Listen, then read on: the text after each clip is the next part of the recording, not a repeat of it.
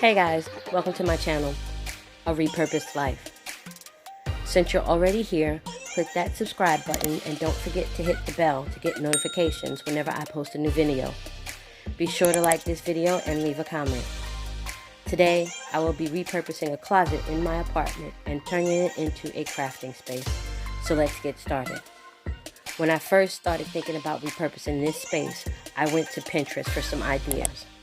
There were literally hundreds of ideas to choose from. However, there were these two in particular that really hit the aesthetic I was going for. Let's talk about inspiration.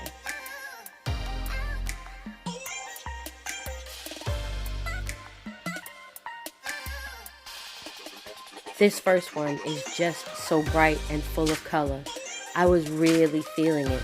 But then I saw this one and absolutely fell in love with it.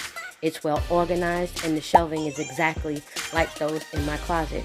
I knew it was the look I wanted to go for, with a few exceptions. Now this closet, this thing is the most awkward place in my apartment hallway. It doesn't have a door and it's squeezed in between my kitchen and my living room, and I absolutely hate it.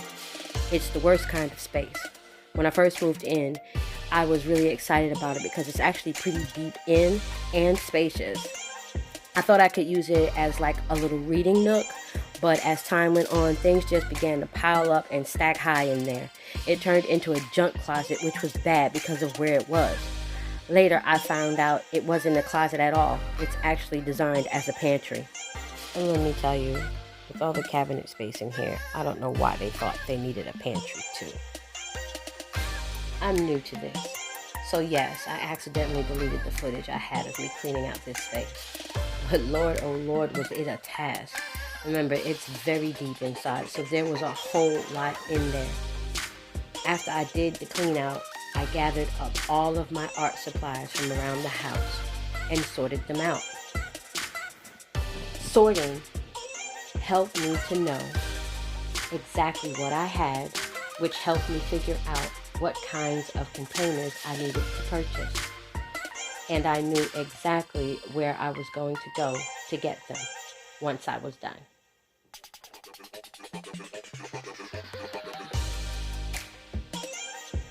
That's right, the Dollar Tree. I found these baskets which turned out to be perfect. They came with lids, which was the best. These white ones were spacious, but I should have gotten a few more. I got contact paper because, well, who doesn't like contact paper? It'll bring a little extra decorative look to the repurposed crafting space. So every week, my videos will highlight one project. This week's repurposed project in a project, coffee cans. Yes, those are coffee cans, and they're actually pretty nice. I got them from a thrift store for about 15 cents a piece, and all I did was clean them up, take them out back to spray paint my favorite color on them, and let them set out to dry. While the cans were out back drying, I came inside to add the contact paper to the backs of the shelves. I got this idea from one of my favorite YouTubers, Catherine, from over at Do It on a Dime. I'll add a link to her page in the description box.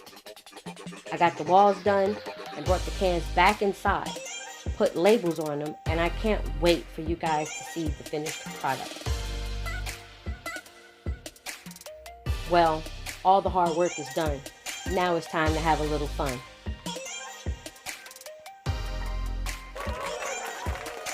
Let's take my repurposed pantry closet and turn it into my crafting space. This part wasn't as simple as I thought it would be. I wound up liking some of the containers more than others, which made me move things around a few times, but I finally found a flow that fit my personality and style. I put up a curtain to compensate for the lack of not having a door.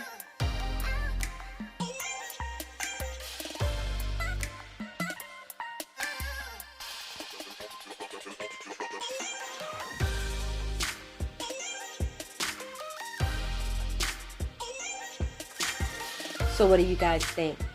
Did I do a good job?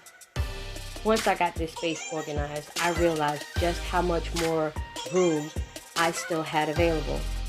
Because there is still plenty of space to add things, I'm going to put my Cricut, my laminator, and probably my wireless printer in here as well. I have a couple of other projects to decorate with that I'll do videos for that I'm also going to add. The one thing that I wish I did do and might still do later is add contact paper to the actual shelves, just for a little bit more of a decorative touch.